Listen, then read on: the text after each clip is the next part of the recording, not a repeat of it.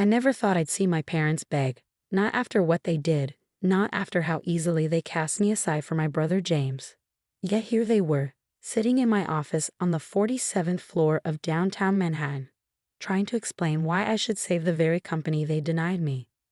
"Emma, please," my mother pleaded, her Hermès scarf twisted nervously between manicured fingers. "The company's been in the family for 3 generations." I kept my expression neutral as I looked out over the city skyline, remembering the day 5 years ago when they dropped their bombshell over Sunday dinner. "We decided to give your trust fund to James," my father had announced between bites of roast beef, as casual as if he were discussing the weather. "He needs the capital for his new venture, and well, you've always been the responsible one. The practical one." Practical, that was their code for boring, reliable Emma, the daughter who graduated summa cum laude from Princeton, who'd never caused a moment's trouble. Unlike James, with his string of failed businesses and mounting debts. "The practical one doesn't need the money," they'd said. "James has vision. He just needs support to make it happen." $5 million. My college fund, my inheritance, my safety net, all handed to my younger brother because he needed it more. I remember sitting there, fork frozen halfway to my mouth, as the implications sank in. The carefully laid plans for my own business, the startup I'd been quietly developing for 2 years, all of it suddenly impossible without the capital I'd been counting on. "You'll be fine, Emma," my mother had added, reaching across to pat my hand. "You've got that nice job at Anderson Consulting. Very stable." Stable. Another coded insult. What they really meant was safe, unambitious, boring.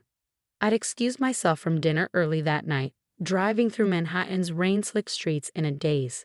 By the time I reached my apartment in Chelsea, something had crystallized inside me, a determination I didn't know I possessed. Fine. They wanted to bet everything on James. Let them. I'd build something without their help, without their money, without their approval. The next morning, I walked into Anderson Consulting and handed in my resignation. "Are you sure about this?" my boss had asked, genuine concern in his voice. "You're on track for partner in a few years." I was sure, more sure than I'd ever been about anything. I had $127,000 in savings, not much by New York startup standards, but it would have to be enough. I moved out of my Chelsea apartment into a tiny studio in Queens, converted my dining table into a desk, and got to work. The idea had come to me 2 years earlier, watching clients struggle with supply chain management. Everyone was trying to solve logistics with brute force, more warehouses, more trucks, more inventory. But I saw a different solution: artificial intelligence that could predict demand patterns and optimize distribution networks in real time. I called it Predict-A-Chain. For the next 18 months, I lived on ramen noodles and coffee, coding until my eyes burned, refining algorithms until they sang. I hired 2 brilliant developers, promising them equity because I couldn't afford proper salaries. We worked out of my apartment, laptops balanced on cardboard boxes, whiteboard propped against the wall. My family, of course, thought I'd lost my mind. "Programming? Really, Emma?" my mother had said during one of her rare calls. "I thought you were smarter than that. Look at what James is building." Yes, James, my brother had taken my trust fund and poured it into a luxury yacht rental platform. The Uber of boats, he called it. The fact that he'd never written a line of code in his life didn't seem to bother anyone. I stopped going to family dinners, stopped answering their calls, stopped trying to explain what I was building. They wouldn't understand anyway. Then came the day that changed everything. I was debugging a particularly nasty optimization problem when my phone buzzed. Unknown number. "Is this Emma Richardson?" a man's voice asked when I answered. "Speaking." "This is Marcus Chen from Accelerate Ventures. We saw your demo at the TechCrunch Hackathon last week. Very impressive. Would you be interested in meeting to discuss potential investment?" I gripped the phone tighter, heart pounding. Accelerate Ventures was one of the top VC firms in New York. They didn't waste time on small plays. "Of course," I said, keeping my voice steady. "When would you like to meet?" "How's tomorrow morning?" The next day, I put on my one good suit, the one I kept from my consulting days, and walked into Accelerate's sleek offices in the Flatiron district. Marcus Chen, it turned out, wasn't just any investor. He was their lead partner for enterprise software. "Walk me through how it works," he said, leaning back in his chair. For the next hour, I explained predicted chain's architecture, how our AI could analyze historical data, weather patterns, social media trends, and dozens of other factors to predict demand spikes before they happened. How we could optimize delivery routes and inventory levels in real time, saving companies millions in logistics costs. Marcus asked sharp questions, drilling down into the technical details. I answered each one, grateful now for all those sleepless nights spent perfecting every aspect of the system. When I finished, he was silent for a long moment. You built this with just 3 people. I nodded. He smiled. How would you feel about $10 million in series of funding? I managed not to fall out of my chair, but it was close. What's the valuation? I asked, proud that my voice didn't shake. We're thinking $40 million pre-money. I did the mental math. Even after dilution, my stake would be worth more than the trust fund I'd lost. Way more. When can we start? The term sheet arrived the next day. By the end of the week, we had a deal. Accelerate's lawyers handled everything, making sure every detail was perfect. I didn't tell my family. Let them keep thinking I was failing, that I'd made a horrible mistake leaving my stable job. They'd find out soon enough. The money hit our company account on a Tuesday morning. By Wednesday, we'd leased proper office space in downtown Manhattan. By Friday, we'd hired our first 10 employees. Predicted chain was real, really real. And then, because the universe has a sense of humor, James's yacht rental platform imploded spectacularly. $5 million, gone in 18 months. It turned out that the luxury boat market wasn't quite ready for Uberification. Who could have guessed? But that was just the beginning. The real shock came when we discovered what James had done with the family company's money. He hadn't just lost his own investment. He'd leveraged Richardson Enterprises, our family's century-old manufacturing business, to secure additional loans. Loans that were now being called in. The same company they denied me access to was now teetering on the brink of bankruptcy. And here they were, sitting in my office, asking for help. I looked at my parents, really looked at them. My mother's carefully maintained facade was cracking. My father looked older than I'd ever seen him. 5 years ago, they'd dismissed my dreams, given away my future without a second thought. Now they needed my help to save their own. Emma, my father said, his voice rough. I know we have no right to ask, but please, help us figure this out. I stood up, walking to the window. 47 floors below, New York City hummed with energy. Somewhere down there, trucks were using my software to optimize their routes. Warehouses were adjusting their inventory based on my algorithms.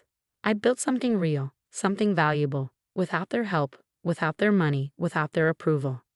The question was, what would I do with that power now? I turned back to face my parents, memories flooding through my mind. All those Sunday dinners where they praised James's latest visionary idea while dismissing my careful plans. All those times they told me to be practical, to be realistic, to think smaller. Show me the numbers, I said finally. My father pulled out a thick folder, hands trembling slightly as he placed it on my desk. I did miss the way his eyes lingered on the CEO nameplate or the view of Manhattan behind me. The financial statements told a story of staggering incompetence. James hadn't just lost money, he'd systematically destroyed 3 generations of careful business building in less than 2 years. $15 million in unauthorized loans, I said, flipping through the pages, using company assets as collateral. Without board approval.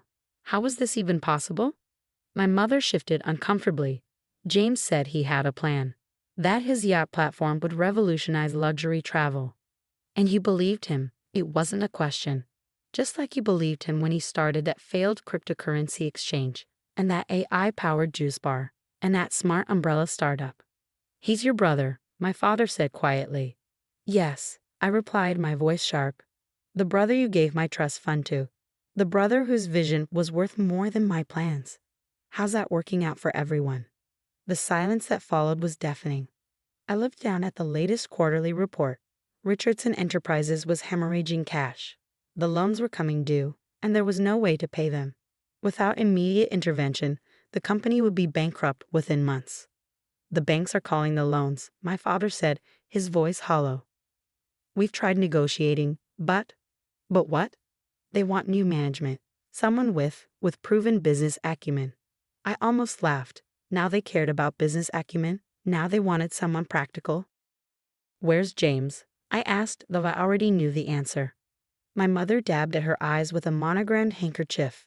He's in Bali. Some sort of meditation retreat. Says he needs to find himself after the setback. Setback? That's what they were calling the complete destruction of our family's legacy. I pulled up PredictChain's latest valuation on my laptop, turning the screen so they could see it. Their eyes widened at the number, $500 million.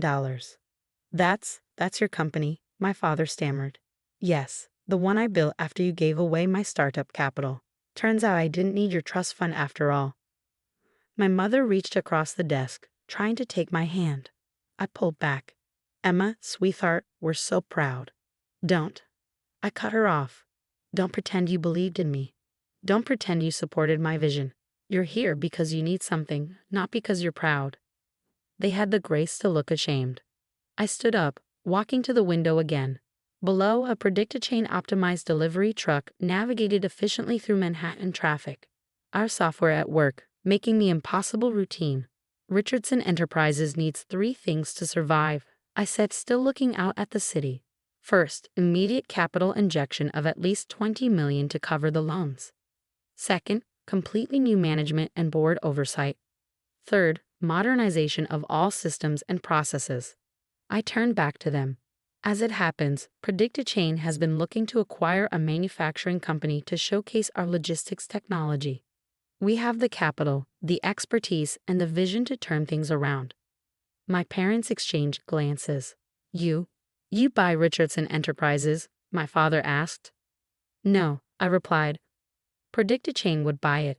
At market value, which given the current situation isn't much. I would install new management, implement our software systems, and restructure the entire operation. But it would still be in the family, my mother said hopefully. It would be owned by PredictChain.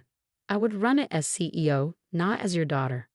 There would be no special treatment, no board seats for family members, no executive positions for people without qualifications. I looked directly at them, and James would have no involvement. Ever. The weight of what I was proposing hung in the air. I was offering to save the company, but at the cost of their control, their pride, their illusions about James. We need an answer quickly, I continued. The longer we wait, the less there will be to save. My father slumped in his chair, suddenly looking every one of his 65 years. Do we have a choice? There's always a choice, Dad. You made yours 5 years ago when you gave away my trust fund. Now I'm making mine. My mother started to say something, but my assistant's voice came through the intercom. Ms. Richardson, your 3 o'clock with Microsoft is here. I stood up.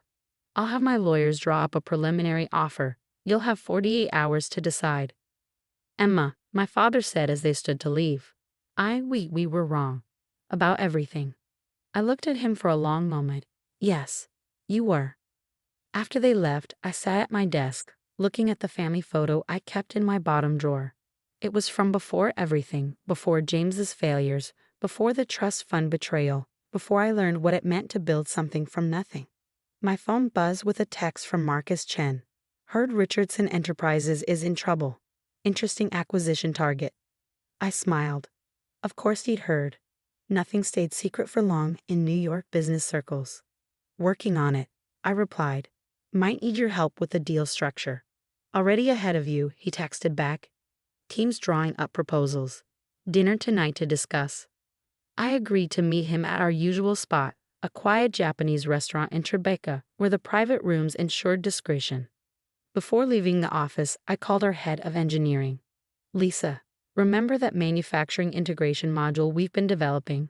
I need it ready for deployment within 30 days. 30 days? She sounded shocked.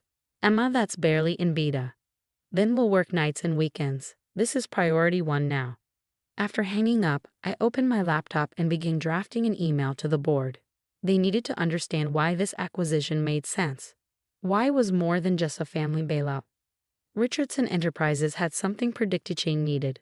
A real-world manufacturing operation where we could prove our technology at scale. If we could turn around a failing traditional manufacturer using our AI-driven logistics, we'd prove our system could work anywhere. It wasn't about revenge. It wasn't about showing up my family or proving them wrong. But if those happened to be side benefits, well, who could blame me? My phone buzzed again. A message from James. Hey sis, heard you talk to mom and dad. Look, about the trust fund thing. I deleted it without reading further. He lost the right to explanations when he burned through my future without a second thought. Tomorrow, I'd start the process of saving our family's legacy. But I'd do it my way, with data, with technology, with the vision they dismissed as impractical. And maybe, just maybe, they'd finally understand what they'd thrown away 5 years ago.